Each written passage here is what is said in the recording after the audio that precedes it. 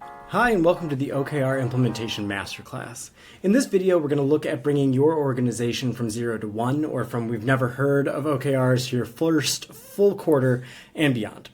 We're going to primarily focus on the implementation process, not the specifics of how to write OKRs, but if you're looking for more general goal-setting help, check out our OKR Basic video, our Goal-Setting Masterclass, our Retrospectives Masterclass, or more in our Onboarding Accelerator.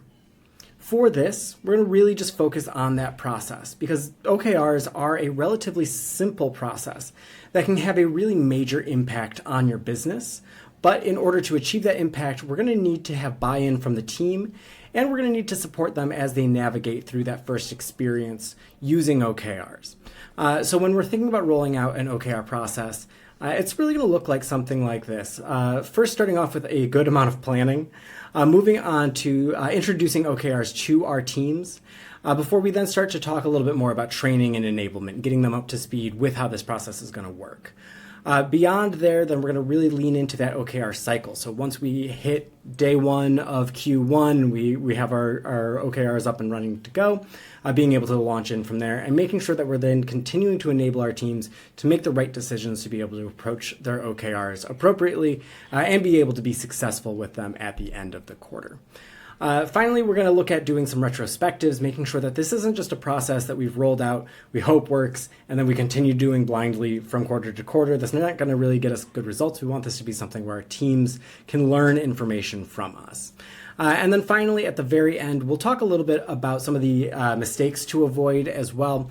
It can be really easy to fall into some bad habits, and so we want to make sure that we're not going to do that as much as possible.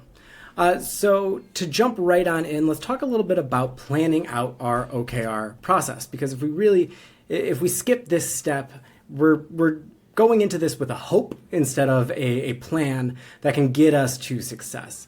And that's really one of the I think, key destroyers of OKR processes is just going in with we'll watch a couple videos around how to write some goals and we'll just hope for the best from there. So we want to take this back and be a little bit more intentional when we're thinking about how to run this OKR process, especially if this is something completely new to our organization or if we've done something similar and it didn't work out in our organization in the past. We want to just be able to make sure that we're giving ourselves the best chance here. And so when we're thinking about creating a OKR plan for our OKR implementation, we really want to have a couple things sort of ready to go. The first one is going to be an executive sponsor. Our executive sponsor is going to be someone that can add some authority to this process, especially as we're going to be making an ask of all of our ICs to be part of this and to really think about these things and to do a little bit of some extra reporting around the work that they're doing. Now, this executive sponsor shouldn't just be sort of, pick a name out of a hat. We want someone who feels comfortable being ultimately responsible for OKRs. This is a great opportunity for the CEO or the COO to jump in and really be part of this.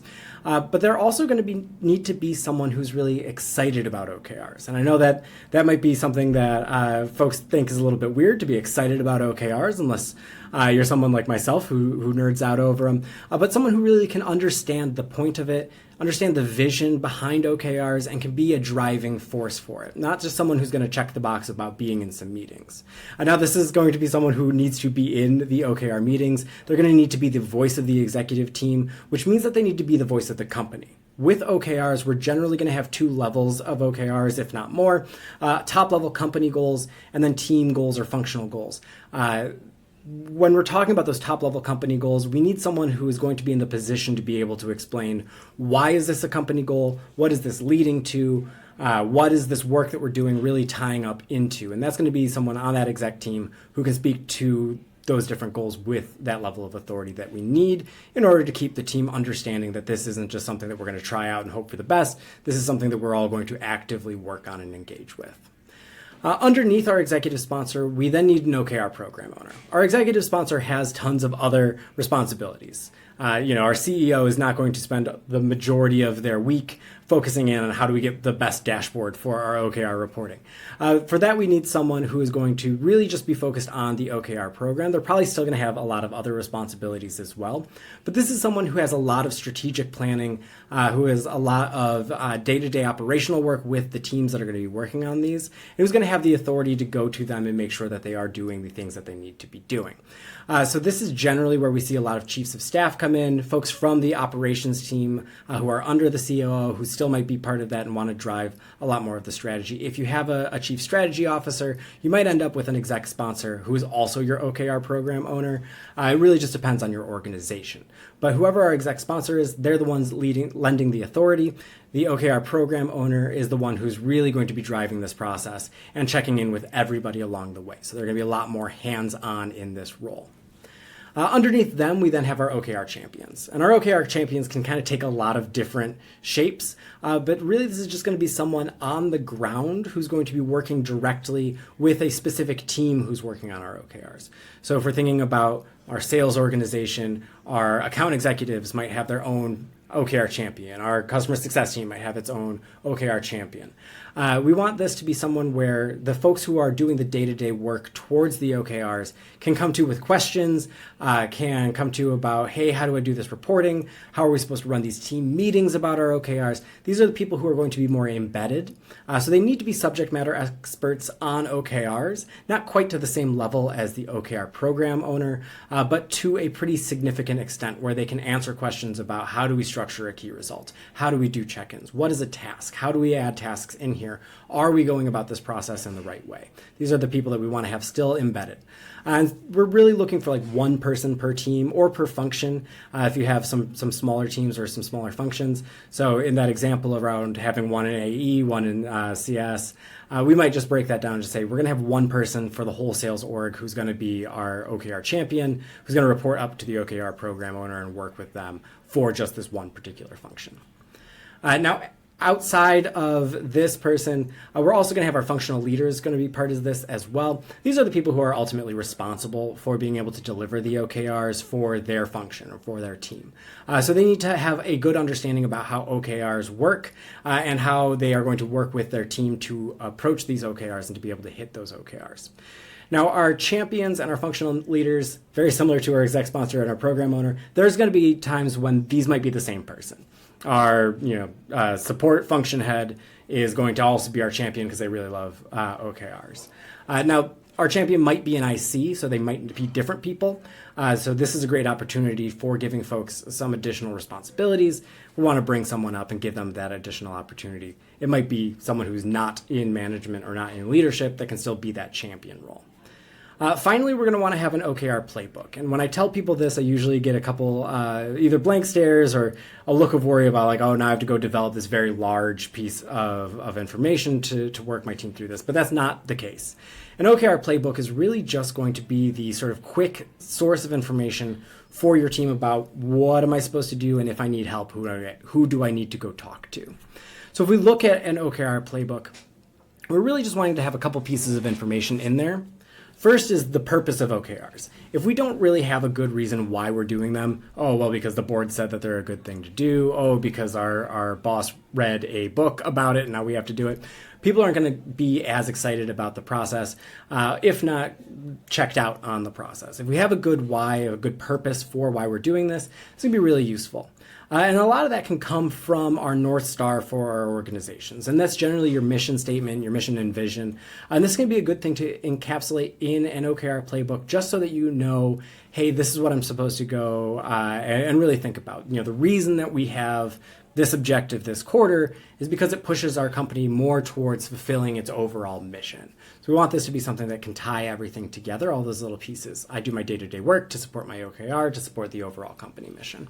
Get a little bit more of that sense of where do I exist in the broader ecosystem of our company. We'll also want to have a little bit of information about how to write OKRs, especially if you have a specific way that you want your team to be functioning at this. And this doesn't need to be a full written out blog post. This could be a link to a recording of a workshop that you've hosted either previously or that you put together for this particular purpose. We'll also want to have just some expectations around, as a team, how many OKRs should I have? How frequently should I be doing check-ins? We want that to be very clear and explicit so that we can also point back to it if we ever have to have that conversation with a team about this was the very explicit expectation, so let's make sure that we're meeting that expectation. And then finally, your list of contacts. If I need to go and ask someone a question about cross-functional work, ask someone a question about how should we be doing retrospectives, who should I be leaning on, who should I be talking to, especially if we have those multiple layers of people who are going to be working on this with us, our executive sponsor, our OKR program owner, our champions, and all things like that. And now all of this doesn't have to be, again, this big, long, giant document that can be pretty short and simple. So here's an example of an OKR playbook that you can put together in a pretty short period of time. We just have our OKR contacts here, again, broken down by their different roles. We have our company mission statement explicitly listed out just because it's good to have visible with everything else. The purpose of doing OKRs for our organization, our expectations, which is really at this point 3 sentences around how many objectives, how many key results per objective, and when should updates be done. We want to have them done at a specific time so we all can know when we can go and look and get that other information from other people's updates. And then a quick link to a video session around how to craft OKRs. So this is a really quick and easy way just to make sure that we have a very explicit living document for how we can come back and talk about why are we doing this, who is the person doing this, what are my expectations for doing this. Having this in something like Notion is going to be a great way just to make sure it is available for folks if they want to dig into this a little bit further. Now, once we have our why, or we're thinking about our teams, we also want to think about, is this something that we want to roll out to a very, very broad stroke of people, very narrow set of users? Who do we want to be included in our initial OKR cycle? And I really heavily want to emphasize that initial point. As you continue to do OKRs, you're going to add more and more people into it. You're going to have more and more teams be part of your OKRs as you feel a little bit more comfortable driving this process. But in the early days, we want to figure out a team that we can be confident in having. So we generally think about this as sort of our pilot phase. If we're going to pilot OKRs, who do we want to be as part of our pilot? And there are generally 3 different pilots that I see that work really well for organizations that are above 10 people, 10, 25 people. If you're in a very small organization, like I said, 10 people, even up to 25 people, you might just say, we're just going to do this all as one big team because we can all be together. We can all be in every goal meeting together. We don't have to worry about sort of pulling in a lot of different people from a lot of different areas. If you are in a larger organization, we have a couple different pilot types that can work really well. Generally, we can break this down into a flat pilot, a department pilot, or a T-shaped pilot. And these all have their sort of own reasons to do and own sort of key or best type of organization to roll after them. So starting off with a flat pilot, and what we mean by flat pilot is really just that executive team. We have our CEO and then all of our functional heads, but we really wouldn't go down below that sort of L1, L2 leadership level, where all of our individual function OKRs are really only going to exist at that executive team level. They might enlist the help of folks throughout the organization in order to push this. They might be talking about how the quarterly goals for each of their functions is going to be based on their OKRs. But when we're thinking about who's going to be actually using the term OKR or reporting on OKRs, it would just be our function heads. So this is really good for really either small or large organizations. This is where we have maybe a case where the entire executive team isn't bought in on OKRs yet. And it might be that they're not bought in on the concept. It might be that they're not bought in on their whole teams being willing or able to jump in and do OKRs without being able to see it in action for a quarter or 2 quarters first. So this is a really nice way of just being able to say, look, here's something that we're doing and now we want to bring people in later. But for now, we are responsible for these goals. We're not going to ask you to do something that we're not going to do ourselves. Our second pilot type was the department pilot. When we're thinking about department pilot, we're really just thinking about like one vertical. So if we're thinking about this as just the sales department or the sales function, this would be where we would have our department pilot. This is good for mid-sized organizations where you're not overwhelmingly large, you're not super small. So like a department can kind of function on their own. So if you are a leader of just one individual function, this might be a nice way of working as a proof of concept or a bottom-up approach to OKRs. Hey, we are doing this in our organization. I think the rest of the company should do this as well. So it's going to be really great for those more autonomous orgs within a bigger organization to be able to roll out a process, test it, work on it, refine it before bringing in the rest of the organization to something much, much larger. Finally, we have our T-shaped pilots. This is good for mid to large size organizations that tend to be more ambitious. We want to still have those executives. We want to have all of our functions covered, but we also want to go a little bit deeper. We want to see how far we can go. So we have our engineering department, and we're going to have a sub list of goals as well. So not just is there going to be engineering goals, but also my front end team's going to have goals. My security team's going to have goals. We can really get a little bit more deep into the organization, especially if we're thinking about this is something that we want to do more broadly for everybody, but we still need to prove it out and prove that we can handle multiple layers of goals. This can be a really nice way of approaching that. So different strokes for different folks. Go with what feels comfortable and what you know that your team is going to be able to take on. This is going to be something new, something that requires some change management.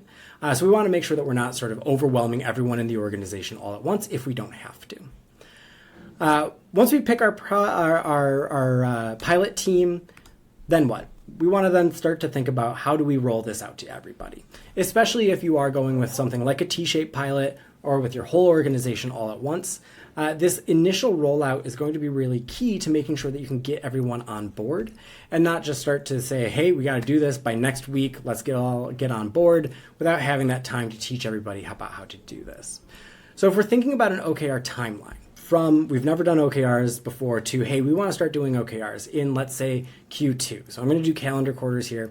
We want to start Q2 off strong with OKRs. April 1, I want to be launched, want to be ready to go. When do we need to start? How do we start to figure out how all of this works? So we can think about this in an implementation timeline. I'm going to move my face because I'm covering up a little bit of it. So when we're thinking about our OKR timeline, we really want to start thinking about almost the whole quarter before we want to roll out. So we want to really start talking about OKRs a lot in Q1 before we get into that Q2 for that launch. Now, we don't have to go all the way back to Jan 1. Hey, everybody, this is what we're doing. But we want to start thinking around 2 months prior, doing a little bit more of that announcement around how are we going to do OKRs. We're going to start doing some education around OKRs. When we get into that month before ready to launch, so this would be around that March, we'd be looking at rolling out some of the top-level OKRs for the quarter, so making sure we have goals at the company level, doing a lot of OKR training for our individual teams, aligning and finalizing our OKRs, and then making sure that we are all launched and have action plans for how to hit it. This is all before we actually get into the OKR cycle, so for those 2 months ahead of time, it's where we're going to do a lot of that education work, a lot of that hype work about getting people excited about this process, and really just making sure that everyone is aligned towards why are we doing this, how are we doing this. So if we break this all down into different pieces and maybe get a little bit further, let's start at the absolute beginning of what this timeline would look like for you. And that really means just that kickoff point. So we're about 2 months out. So that absolute first day, we're going to tell all of our teams about our OKRs. And so for this, we're really going to want to focus on making sure that we have that executive sponsor really locked into place to be able to announce that we're doing this to the rest of the organization. So we want someone who's going to be able to come in with that gravitas, be able to say, hey, this is what we're going to do. We want to have this announced at an all-hands meeting, no matter what type of pilot or if this is the full implementation that you're doing. And the reason is that we don't want this to be something that is siloed away and, oh, that's the executive team thing, I don't need to worry about that, or, oh, that's just that sales team thing, we don't need to worry about that. Especially if we're planning on having that full org rollout at any time, we want this to be something that we talk about to everyone all of the time. This is the company North Star. We're doing this to make big changes in our business. We're going to have a lot of goals that are going to help us reach XYZ, whether that's your next funding round, an IPO, growing, profitability, whatever you're looking for. Why are we doing this? Who's doing this? We're going to want to make that announcement to everybody. So we want to make sure that this is something that we really are pretty critical around putting in front of the entire team and making sure that everyone understands that why behind it. If we look forward to the next month, we're really in more of a training mode. So this is where we start really thinking about, hey, who are my stakeholders? Who are my champions? Who are the people that are going to be working on this process with me? And we're going to talk a lot about strategy, and we're going to talk about a lot about the company OKRs. So this is where we're going to really start to think about, what are the types of goals that we're going to be setting? Where do we need to make the biggest impact in our business? If we make a change, what is the big outcome that we would be able to have? Why are we going to do this? How are we going to do our updates? What tools do we need to bring into this process? We want to have all of this strategy conversation ahead of time as we're starting to then figure out how to craft our OKRs and manage our OKR cycle. So different folks are going to have different things that they're going to need to focus on here. But really, we're going to do a lot of that strategy work and then start working on that crafting of OKRs and understanding really how are we going to do this. When we get a little bit closer to the end of the quarter, we're about 2 weeks out from the OKR period that we're going to run this for. So 2 weeks out before Q2 in our example. This is where we want to make sure that we have some very solid goals published. So this is where our top level company OKRs should be finalized, should be locked in, and we should know what we're going to be working towards. At this point, especially as we're bringing in those lower level teams into this as well, and we want to have those multiple layers of OKRs, this is where we're going to start bringing them into the process and helping them work through how to write their goals. Now, when we're talking about helping teams out, we're really going to want to make sure that we're doing these as team workshops. So when we're thinking about our team workshops, that means not just, hey, I'm going to come in, tell you how to write a goal, go away, and then hope that when I come back, you've got great goals. It's going to be a little bit more of a live process where I want to have people coming back to me saying, hey, these are the goals that we have. Let's poke some holes in them. Let's make sure that they're up to our standards. Let's make sure that they're structured as OKRs. We get a lot of people that just come in with like a task list. That's not what we want. We want to have these goals. And so this is where you have that opportunity to refine those goals with your teams. We can also bring everyone together to do this. It doesn't have to be siloed team by team. And that also gives us an opportunity to review other teams' goals as well. So if I'm in the sales team and I see that the engineering team is working on building out a brand new product to go and sell, I want to be prepared to go and sell that product and be able to go and get that ready by the time it launches. So if they're looking to launch by the end of next month and looking to get X number of new users on it, well, my team needs to be prepared with battle cards, with all of the values for all of this to be able to go out and be able to get those customers to put onto that product. This is where we can have that overlap to make sure that we really are going and getting the most from these goals. Once we hit the point where we've got all of our OKRs finalized, we launch into then our big OKR cycle. And this also has its own individual pieces depending on where we are in the OKR cycle. It's not just, hey, all right, cool, everyone go off and do your best. We want to have a little bit more guidelines than that as well. So in your first month of the OKR cycle, we've published our goals, teams are ready to go. We should be getting those updates that communicate the progress about these goals to everybody. If we're just saying, hey, go work on these goals and we're going to hope that everything's going well and I'll check in with you at the end of the quarter, we're doomed to fail. We want this to be something where we are active, we're living in our OKRs, we're talking about them all the time. If these are something that we consider important, if these are things that are really going to drive the organization and those teams, they're not something that should sit in a spreadsheet that we hope to hit. They should be something that we are using to guide the work from week to week for our organization in an effort to go off and hit those goals. This also gives us an opportunity to make some adjustments as we're getting into it the first couple weeks. Hey, these goals don't feel like they were crafted the right way. Oh, we've been reaching out to this champion, but they're a little overburdened. Maybe we need to have someone else in there. This gives us the opportunity to make some changes to our OKR playbooks or to our OKRs if we need to early on, so that we're not spending a lot of time working towards a goal that really doesn't make sense or really isn't useful, or digging into a process that's bumming everybody out and sapping everyone's energy. We want to feel like this is something that's really working, which means being open to making those changes in that first month especially. In month 2, we're looking a lot more at sort of broader updates. When we're thinking about the end of month 1, we've given ourselves a pretty good chunk. It's 33% of the way through the quarter. That means we have a good sense of where we're going and how we've performed so far. So this is a good time for those department heads and the OKR program owner to put together a big progress report. How are we doing on our OKRs overall as an organization? Which teams are doing great? Which teams need some additional resources?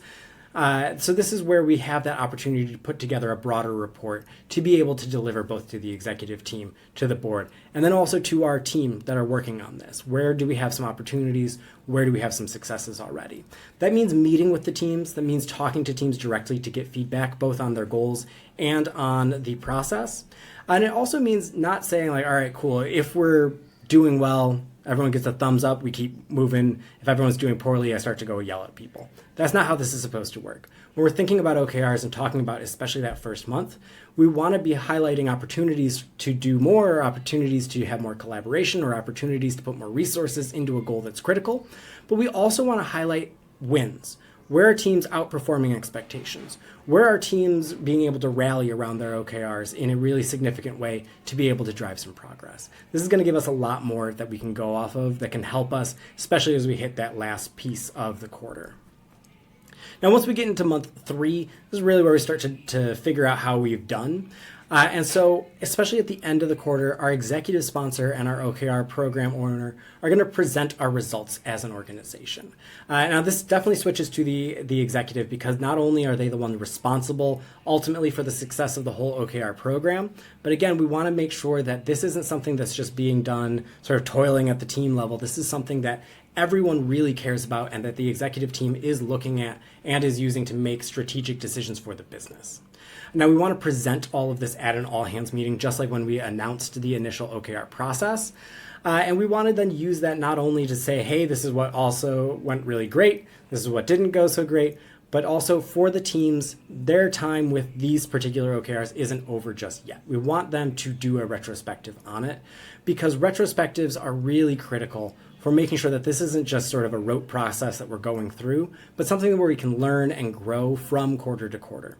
And so in our retrospectives, we'll talk a little bit more about them at the end of this presentation, but in our retrospectives, we're really just going to be wanting to figure out what can we do better, where do we want to continue to double down efforts, what went really well, what can we celebrate. We want to make sure that we have specific guidelines that we can give to teams. We want to make sure that the teams not only do their retrospectives, but then share them out with the rest of the organization.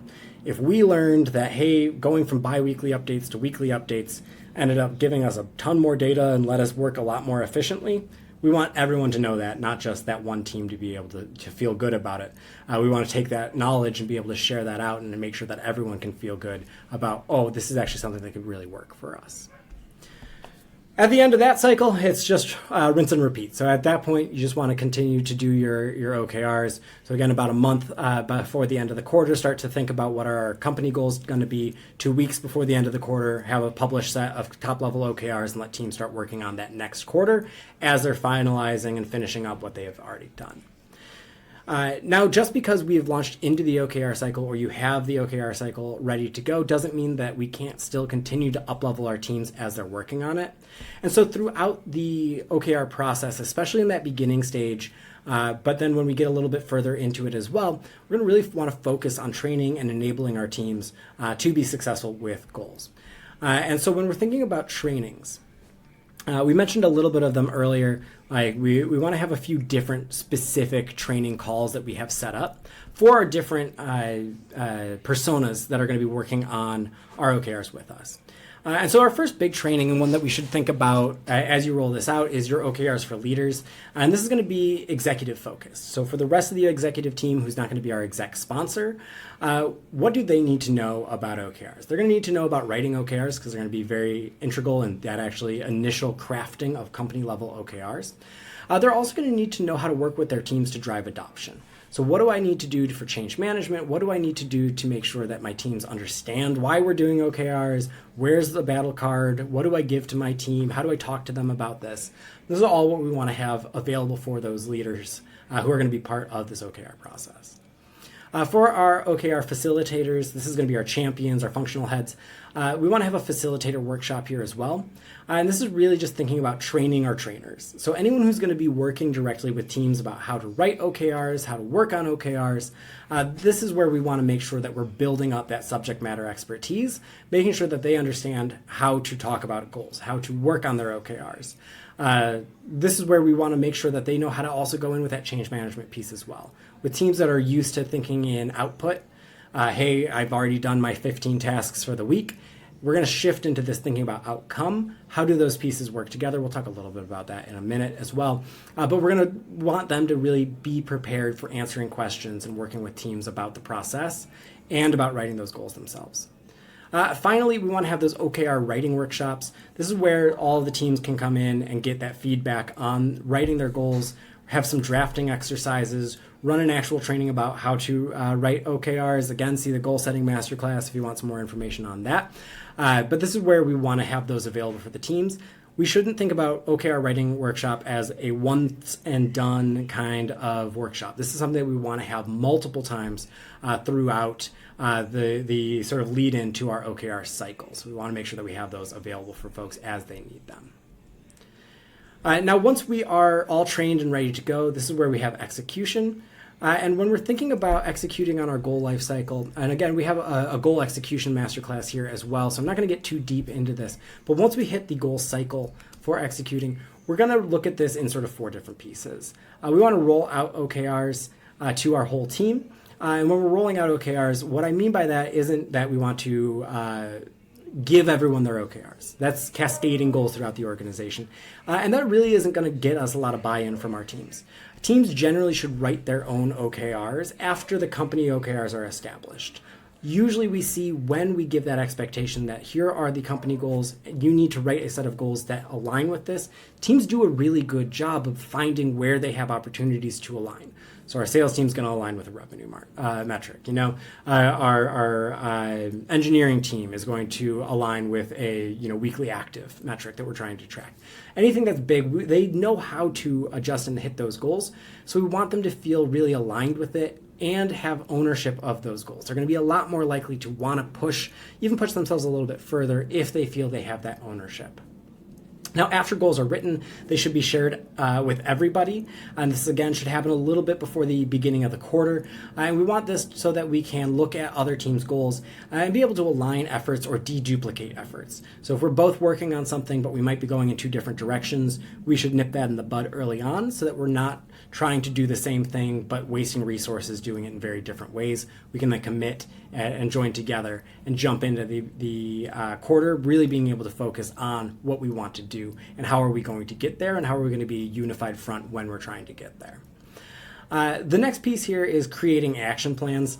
Now, action plans, again, seems like I'm saying, hey, go off and write a giant piece of documentation to give to your team to make them be able to figure out how to do goals. But that's not what we're trying to do here. In this case, we're really just thinking about the initiatives or tasks or projects or benchmarks that we need to hit during the OKR cycle. Now, these should be part of the OKR. So these are great things to have. If you're using Tability, you have the option to drop in tasks. You have a space in each key result to be able to put in milestones that you want to be able to hit by a specific time. But these aren't the big focus. We're focused on getting the overall outcome by the end of the quarter. So if we miss 1 month, it's not the end of the world. We still are just focused on that big end of quarter metric that we're trying to hit. But our action plans are just how are we going to get there? This is especially useful for teams that end up in their first draft of OKRs putting forward a list of tasks. Hey, we're going to launch this new feature, we're going to hire 3 new people, blah, blah, blah. All of these things that don't really have a metric attached to them, and they're just a to-do before the end of the quarter. If we think about, all right, how are we going to get there? It starts to become a little bit more clear that the goals that are just output focused aren't going to be great. They want to be something that are more outcome focused, are more metric driven. And so thinking about that action plan and making sure that we're highlighting the projects or major tasks that we need to do to get there, it's going to be a key way to making sure teams really start to grok what is this OKR process in general. After we have our action plans, we want to do regular check-ins. Huge proponent of regular check-ins with Tability. You have weekly check-ins or bi-weekly check-ins that you can set up. And this is where we want to have all of this put in for accountability.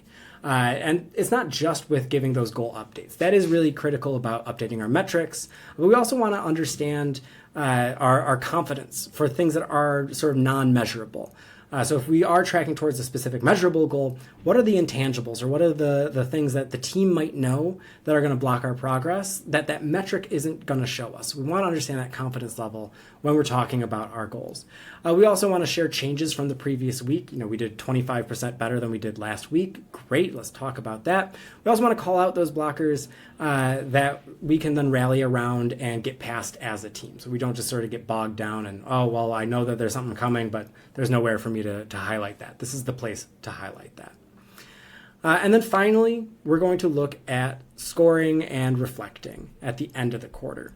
Now, when we're scoring and reflecting, we really just want to be able to have an opportunity to learn. Again, we have a retrospectives masterclass, but I do encourage every organization to have whichever teams are working on OKRs to explicitly do some sort of retrospective about the progress that was made. There are 5 questions that I encourage everyone to answer during the reflection or the retrospective process. That's how did we score on our first quarter or whatever quarter that we've done. And this is really just where we can talk about the actual metrics. Numbers-wise, we did great. Numbers-wise, we totally missed. Then we can talk about what went well. Hey, even though we missed our metric, we really learned a lot. We put in a bunch of new processes in place that are going to really help us out. Our collaboration was really great, on and on. What could we improve? Where do we have that opportunity to grow? And then also think about, have the company level OKRs changed? Your company level OKRs might be a full year for your OKRs. They might just be quarterly, so they are going to change from quarter to quarter. But what is that focus? Where is it shifting? Where is it changing? And how has that affected how we, as whichever team we are, how we approach the goals that we're going to set? And then has anything changed with how we work with other teams? Hey, we had a really close relationship with marketing, and we're actually going to double down and spin off a new team on it. We were working with engineering, but it's not a really great fit, so we're just going to have 2 people chat every once in a while. Whatever that might be, we want to have that as part of this because it's going to give us some more information to go off of as we are looking at how to work with those teams in the next quarter and how to approach these goals, especially cross-functionally in the next quarter. All of these should be put into some sort of document that we can share with the rest of the organization. We don't want this to be something that stays siloed. We want to share out with everybody about what we've learned. So this is a good place to make sure that we have something that we can share. At the end of doing your retrospectives, again, we're jumping into the next quarter, and we're just going to do this cycle on and on as we continue to grow, as we continue to learn, continue to set good goals, continue to set better goals, continue to get really refined on those tasks. But that is our first, 5 months, 6 months almost, of how we're going to run this OKR process. So this is a really great way to jump in and think about how are we going to approach rolling this out to the team. As you do that, a few things to just make sure to avoid, and this is going to be a long list, but we'll break them all down individually here as well. The big key things that I see people do that end up really hampering them. Number one, and super critical, setting and forgetting OKRs. They put them into a spreadsheet, they don't look at them, they come back at the end of the quarter and surprise, no one did anything. So we don't want to do that. We want these to be something that do live top of mind, that are in a place that we can really look at and engage with and think about and keep updated. Second one is lack of planning. All of this can seem like a lot of effort that goes into your OKR process, but really we're just looking at making sure everyone's trained on OKRs and having a dedicated team that are going to work on them. And just that level of planning is going to be really critical to making sure that you have those resources to help your team figure it out so that they don't drop off and stop working on those goals and then leave you without that growth that you were expecting or hoping for. We also don't want to have that missing strategy. When we're thinking about the strategies that are going into our OKRs, a lot of the sort of way to connect teams to them is just, why are we doing this? What is this going to help with? If we are successful with our OKRs, where does that put us? Is this just something because you asked me to do a goal, or is this something because there's going to be a specific point that we're trying to get to? Having that really clear is going to be really critical for having a strong OKR process. We also don't want to have anyone who doesn't have accountability. Now, the first big key here is making sure that teams feel like they are able to craft their own goals, because that makes them have a little bit more of a sense of wanting to make sure that those goals succeed. But also we want to make sure that we know who to go tap on the shoulder if we need to. We have a process in place to see if a goal is being updated or not, or if they've been completely skipped over. So having those different layers of accountability all really just come down to making sure that those goals stay updated. People know that those goals are supposed to be updated, and having someone who can go and see whether or not those goals got updated. After that, we also don't want to lose that cross-functional communication. Having teams be able to work with one another is really critical on being able to get those big challenges more quickly addressed. Instead of having to go to an executive and say, hey, we need engineering to help us out with this, if we know that we're both working towards a similar goal, we can really quickly and easily say, hey, this is what we're doing, this is why we're doing it for this OKR. Then we can get that collaboration to happen a lot faster. The other big things here are not having too many or too much of a focus on deliverables. So those tasks really being output oriented. This is a place where we care about outcomes. If we launch 6 brand new features into our app, but not a single user goes and tries out any of those features, it really doesn't matter that we shipped them. If we focus on, hey, we want 1,000 new users on these features, well, yeah, we have to launch those features first, but it also tells us whether or not people are going to use those features. So we really want to focus on that outcome, not just the deliverable, not just the task, not just the output. We also don't want to have too many goals. This isn't a place to try to cram in every single thing that we're doing to show off that we are the hardest workers in the organization. That's not useful. This is a place where we want to narrow our focus, say these are our top 3, our top 9, whatever it might be, big metrics that we're going to try to change, improve, or maintain. Those are what we want to really have in here. We don't want this to just become a depository for every single thing that we're doing. We also don't want to cascade those goals. I've said this a couple times. We want teams to have that level of ownership. Not only is cascading going to take that away, not only does that mean that by definition, teams aren't going to have that opportunity to be creative, to take risks because they're just getting these perfectly aligned goals that are from someone who might not know 100% what that team is doing. But also, it's going to take you way too long. If we have to wait not only for the executive team to write their goals, but then one team of people to write every single other team's goals in a perfect cascade, it's going to take forever. You're going to miss out on time that you could spend working on these goals instead of crafting these goals. And that's where a lot of the value is going to come. Not training the team, I feel like that should be self-explanatory. Everyone who's going to be touching your OKR should know what an OKR is, how to write an OKR, what the purpose of it is, how to write a good check-in. This is all the information that's going to make you successful. And then finally, not doing retrospectives. Teams that have a pretty solid first quarter and then don't have a good solid second quarter and then have an even worse third quarter, I always know that it's because they're not taking the time to do retrospectives on each quarter and not learning from them and not fixing the things that were wrong in that first quarter. If I go into it going, oh no, I know this quarter, it's just going to be the same thing, it's going to be terrible, it's going to be hard, I hate doing this, well, obviously I don't want to do it. If I know, hey, that was a thing that we didn't like, we don't want to do again, let's remove it, let's fix it. Now when we go into the process, it's not going to be like that. I'm much more open to giving it that fair shake. This has been a very long video. If you have any questions, please feel free to reach out. I'm always happy to talk OKRs. I nerd out about them. Anything that we can do, please let us know. Otherwise, have a great rest of your day.